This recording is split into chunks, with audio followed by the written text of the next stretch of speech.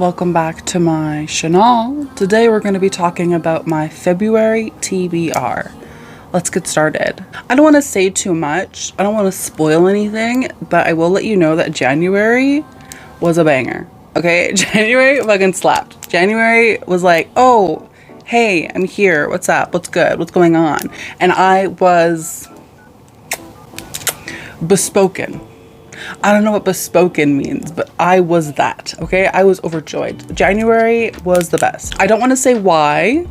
I don't want to say too much because I have a whole other video coming out about my process in January, but it was pretty good. It's pretty good, pretty great, pretty amazing. So my TBR for February is what the French would call les enthusiastique, les overcompetentes, okay? I'm literally so excited for everything on this TBR. I'm so excited for what February holds, and I'm so excited to talk about it, all of it, with you. You may be like, okay, Jordaline, quickly address just like how gorgeous you are. Fine, fine, I will.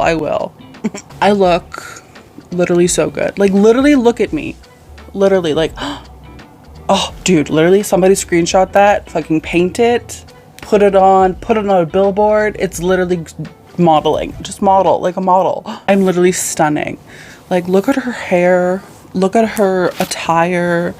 She is serving everything and all. Like, oh my god, I'm literally obsessed with myself. I literally had the thought today that like maybe I am sexually attracted to myself.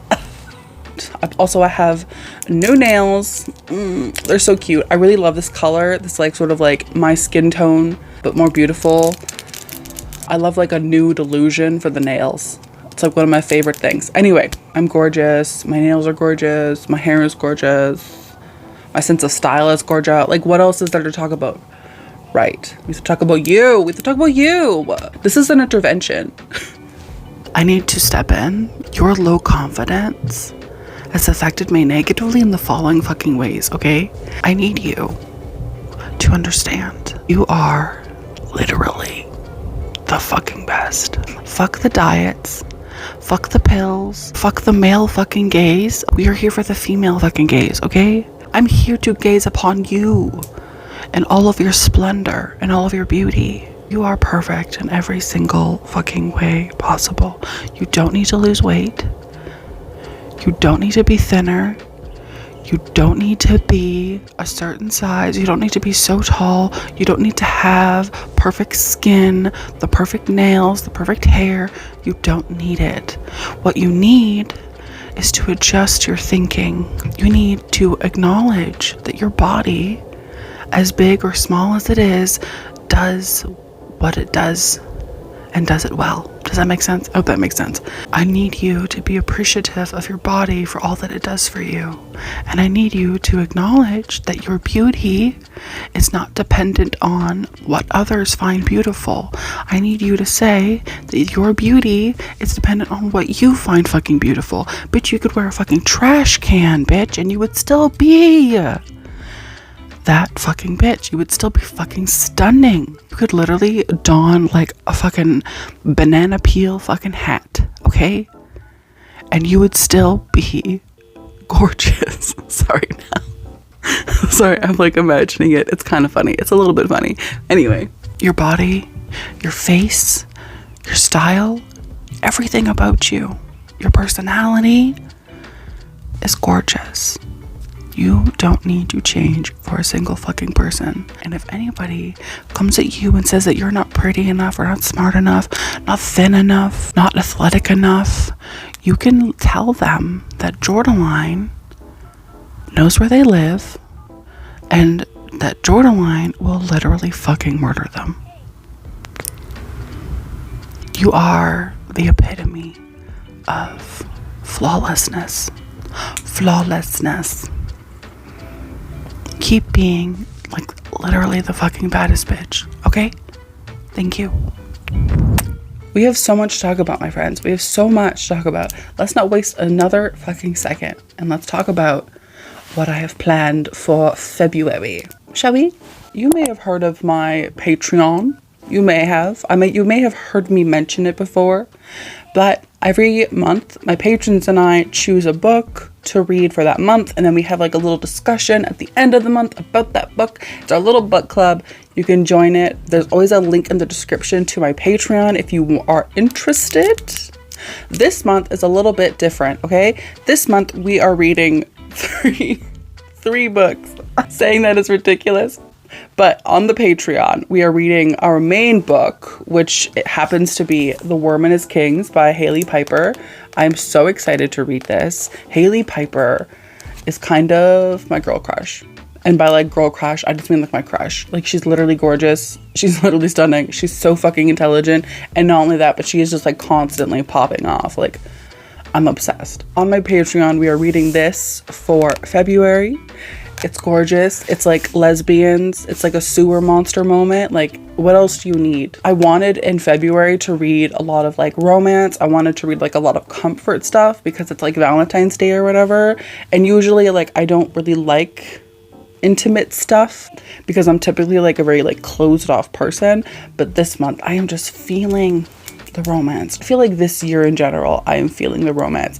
To be honest, I've been thinking a lot about like what I want to read, and a lot of it isn't fucking horror. Like, I hate to say it because like literally I have built this channel on horror, but people fucking change, baby. I need a break, I think, from the fucking downtrodden, you know, blood-soaked, horror-filled nightmares that have been, you know, occupying my life and this channel for so long. I need a fucking break.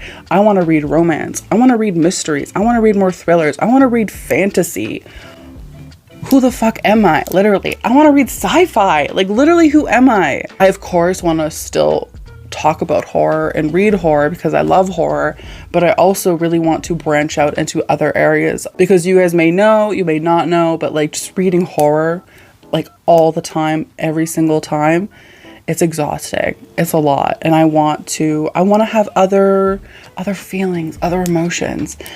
Anyway, so February, I am branching out into like more romance. I want to get more into like lovey, gushy, goopy stuff or whatever. I was joking on my Patreon that I was going to become like a romance/horror channel. And like literally how iconic would that be? So the Patreon pick is Worm and His Kings by Hailey Piper. Lesbians, sewer monsters. What else is there? Love this. So excited to read this. So glad that this was chosen. Can't wait. I forget how this happened exactly, but my patrons and I were talking on like a live stream, like during like a reading sprint, and somebody brought up this book. We all kind of agreed on that live stream that we were going to read this book and its sequel, which is coming out in the middle of February, in February, as like a second little book club. And that book is... I've literally never done this on my channel. This author has never made an appearance. Shall we debut her? We have Crescent City by Sarah J. Maas. This is the House of Earth and Blood. My patrons and I, in February, are going to fucking read The House of Earth and Blood by Sarah J. Maas. And then in the second half of February, we're going to all collectively get the second book and read the second book. Really, who am I? Please tell me who I am, because I don't really know anymore. I don't really know that much about this. I think it's kind of like a fantasy murder mystery / romance. I am honestly, and I'm just going to be honest with you, only in this for the fairies and the fairy porn and the fairy dick. Like, I only want the smut aspects of it. And from what I've heard, from what some of my patrons have told me, specifically Lonnie, who is literally an angel, Lonnie said that it's a slow burn romance, but it's like worth it. And that she thinks, and a lot of other patrons think, I'm going to genuinely like it, like unironically like it. And I'm really hoping I do. I don't know how I feel about this cover. It's kind of ugly in my opinion. Either way, I'm literally looking forward to this. Like, almost embarrassingly looking forward to this book and reading it with the patrons. It's about 800 pages, but I found the audiobook on YouTube, so I will be listening to that. If you want to join us for either The Worm and His Kings or even the fairy porn, go ahead and check out my Patreon. It is only $5 a month. We're going to do reading sprints for this as well, which I'm really excited about. Yeah. Literally, literally, literally half of the people watching just clicked out. They were like, okay, I'm done with this bitch. Anyway, let's move on, okay? So we're reading those 3 books for the Patreon. I do want to read books by Black authors in honor of Black History Month, and I also wanted to read like romance novels. But then I also have a few books that I want to read the sequel to because I read the first book in January. Let's quickly talk about the sequels that I want to read in February. In January, I read The Inheritance Games by Jennifer Lynn Barnes, and in February, I want to read the sequel, which is The Hawthorne Legacy. Basically, this series is about a girl who very suddenly inherits like $42 billion fucking dollars out of nowhere from like a complete fucking stranger. It's about like her relationship with like not only his grandsons, but then also figuring out the mystery of like why she inherited all this money, because it seems as though she's just like a random fucking person. I'm excited to get to the second book. I did like the first book. It wasn't my favorite, but I did like it. So I'm excited to see what happens in this one, because there is some like mystery elements, you know? It's a fun little cute little YA thing. The other sequel that I want to read is Barbarian Planet by Ruby Dixon. Listen, I don't want to say too much because in my January TBR, I talked about the first book. I bought it kind of as a joke. It's like, it wasn't even that serious. But after reading it, I'm not laughing anymore because I really fucking liked it. So I bought the sequel. And I'm gonna read it in February because I'm literally so fucking excited. It's about these human girls who end up stranded on an alien planet, and maybe they fall in love with these 7-foot blue men who have big dicks and like ribbed tongues. Perhaps they have sex with these aliens. Perhaps it's like the best thing. It's basically like sci-fi porn, and I'm kind of living for it. Yeah. Anyway, I want to talk about a few YA like horror novels that I want to read. Really excited for both of these books, mainly because of their covers, but also because they sound genuinely cool. The first one being Eat Your Heart Out by Kelly DeVos. Look at this cover. Oh my fucking god. The audacity and the gumption to create such a beautiful fucking cover with such contrasty like colors, with such a badass girl. This is about a girl at like a fat camp. She's like chubby and she likes being chubby. She's like not mad about being chubby at all, because not all fat people hate themselves. Newsflash. She's at fat camp. She hates it or whatever. And then an alien, sorry, I have aliens on my mind. And a zombie apocalypse happens, like it breaks out, and so her and the other kids at this camp have to save the fucking world and like beat and bash in zombies. I don't even like zombies, okay? I don't even fucking like zombies, but I am dying over this. I'm so excited. Like the title, the cover, the fact that there's like a fat girl as the main fucking character, as the protagonist. It's everything I've ever wanted and needed. I wish we had more fat representation just in general, just in like any kind of media. So when I see it, I instantly fucking grab it and I eat it up. I'm so excited to read this. Again, let's look at the cover. Just like look at it. Just, oh my god. Another YA horror book that I want to talk about. I haven't hauled either of these books, but that is Lake's Edge by Lyndall Clipstone. Look at that. Look, oh my god. The gall, the gumption, and the audacity. Like, oh my god. Literally, this is how I imagine how I look. Effortlessly, flowy, beautiful, bouncy curl. Like, this is how I imagine I am just to everyone all the time.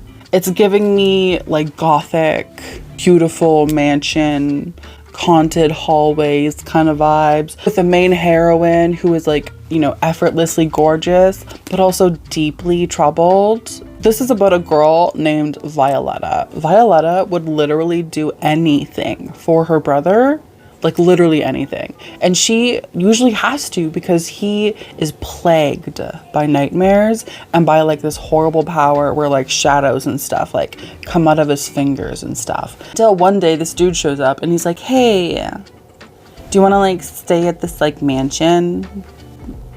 and like be safe and stuff, like your brother would like totally be fine. It's just like we would only just want his like powers. That's all.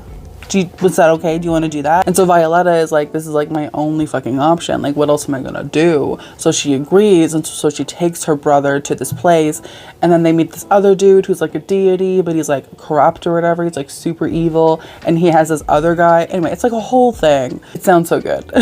It sounds also like the main character is gonna like turn like the bad guy good with like her love or whatever, which is like such a cliche, but I'm so here for it. Another YA book that I've been like super fucking excited to read for like literally months is Ace of Spades. I have been wanting to read this ever since buying it like in the summer of 2021. Put it together, Jordaline. Anyway, so this, from what I understand, is about two students who go to this like very fancy school. They think everything is like peachy keen or whatever, but then they find out that there's this person called Ace who wants to like literally reveal all of their secrets. And so that I think it's going to be like a race against the clock to figure out like who this person is and to like stop them from like going too far. Maybe, I think. I've only heard literally the best things about this. Everyone loves it, and I want also to love it. Also, these end papers are gorgeous. I'm really, really looking forward to this. If I don't read this in February, just like, please smack me across my fucking face. I'll probably deserve it. I recently found these books like in my collection when I was organizing my books and stuff, and then also counting my books. I found these books and I forgot that I had owned them. I'm literally so excited to have found them, and I cannot wait to reread them. These books are some of my favorites, or were my favorites when I was like in middle school and high school. I'm talking about Rainbow Boys by Alex Sanchez. This is a little trilogy about 3 boys who are like all gay. Some of them are dealing with coming out. Some of them are dealing with like already being out. Some of them are dealing with like family issues. These books are basically like coming of age, romance, gay novels, and I love them so much. So there's Rainbow Boys, and then there's Rainbow High, and then there's Rainbow Road. I literally cannot wait to reread these. I read these in middle school and high school. I fucking loved them. They were my favorite. Middle school and high school for me, it was like the peak. It was like the creme de la creme. I was like obsessed with like LGBTQ like fiction, specifically romance. So like anything like sapphic, anything gay, anything queer, and I was in. And I want to revisit that because I want the nostalgia. I'm so excited. I'm hoping to read these in February as well. I might do a reading vlog. Let me know what you think of doing like a reading vlog of me rereading these from like, you know, my childhood. Let me know if you'd be interested. In January, the patrons and I read Razorblade Tears by S.A. Cosby.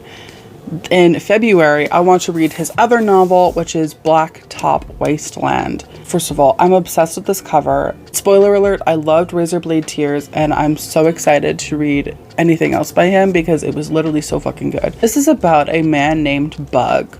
Bug is living the straight and narrow life, okay? He doesn't want anything to do with anything like seedy, criminalish, you know? He's like not here for it, like at all.